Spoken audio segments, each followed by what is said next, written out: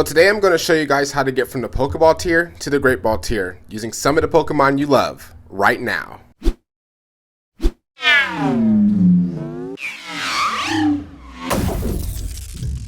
first point that I'm going to make is that you guys should be thinking about your team. What kind of Pokemon are going to be on your team? What Pokemon you like most? Their synergy, their cores.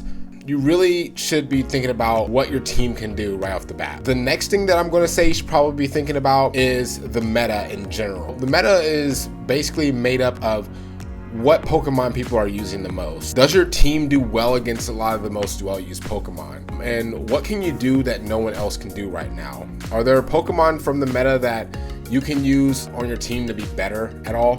Like, these are some of the things that I would be thinking about if I were trying to get from Pokeball tier to the Great Ball tier. The next thing that I really want to talk to you guys about here is your common leads. I think you should all be looking into discovering what your common leads are by playing matches with your team and write it down. Maybe practice using the format that you've created for yourself. So here's an example of the common leads that you can be using, or how to do a common lead system. After you've done the common leads, the next thing that I think you guys should be doing is looking for changes. So make changes to your team and make changes in how you play certain leads that you use during the game. It's really going to help you out a lot. The next thing that I want to really talk about here, guys, is the gameplay. One of the things I think you should be looking at is, what does the person's team look like on the other side in like team preview? And if you've played enough Pokemon VGC, after a while you will have played similar teams to what other people are using, and you might be able to know what their Pokemon might be doing or using. But if you're just starting out in the Pokeball tier and this is like your first time playing Pokemon, it's going to take you a little bit before you really learn like all the Pokemon, all their moves, all their stats. I don't even know all that stuff right now. Like, I can tell you about a few, but I don't know every single one, and I honestly don't feel like you ever will.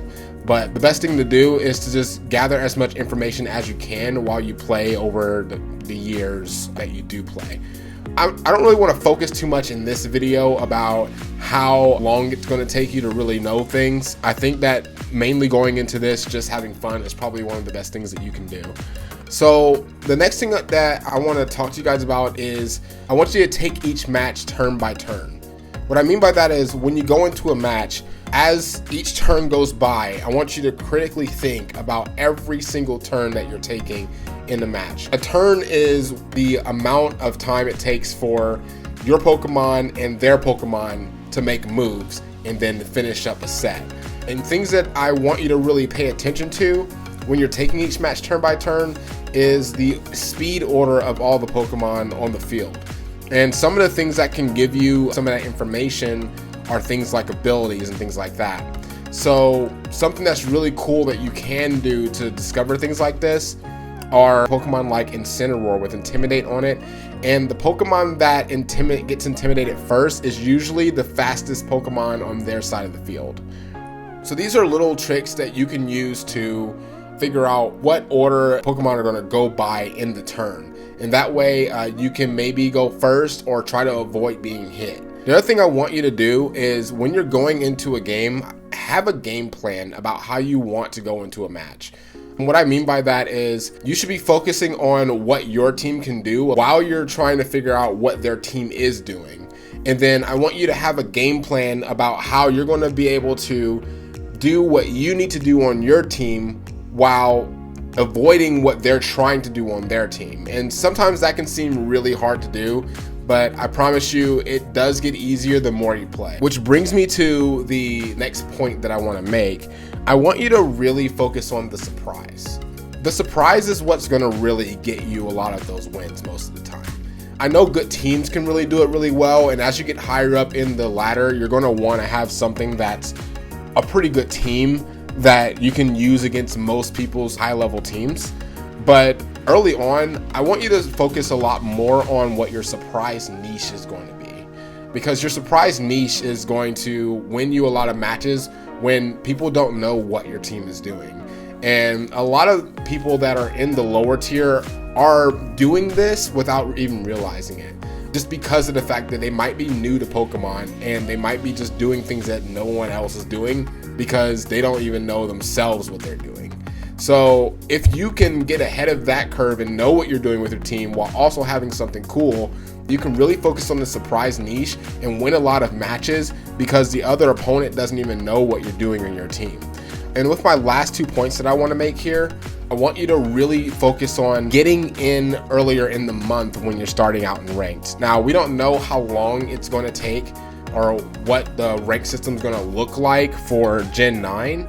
I assume that it's going to be something kind of similar to what we have now as far as the rank system goes, but it could be different. But for Gen 8 currently, I would say that if you're going to try and get up there in rank, try starting out earlier in the month, because most people are not going to be playing around this time.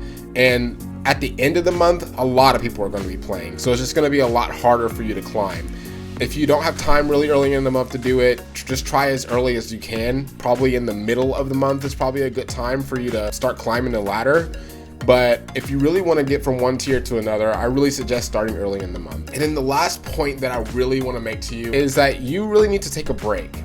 When you've been losing a lot of matches, or even if you've been winning a lot of matches, I really truly believe that when you take a break, you give your brain enough time to really think about what you've been going through and what you've been doing with your team. And sometimes when you take a break, you come up with new ideas that you wouldn't have come up with had you have been trying to do matches with the team that you're currently using. So I really suggest that people think about what you want to change to be better the next time while you're taking your break. Maybe, you know, you're going for a walk out in the park and you just happen to be thinking about what you can do. A break can also involve just going in and looking at your team, using some of those team builder websites that you haven't really been able to get into. Start watching other people play. Watch us play. I'm ZemTennar, I'm on Twitch. Those are the things that I would say that you probably should be doing when you're trying to get from Poké Ball tier to the Great Ball tier. I really want you to hone in and focus on those things. I really hope that this stuff helps. If it does, please leave a subscribe and hit that notification bell just to help us out. Also, you can come and join us over on Twitch. My name is ZemTennar and I'll be over there playing some Pokemon VGC with you guys. So come on over and let's have some fun. Peace.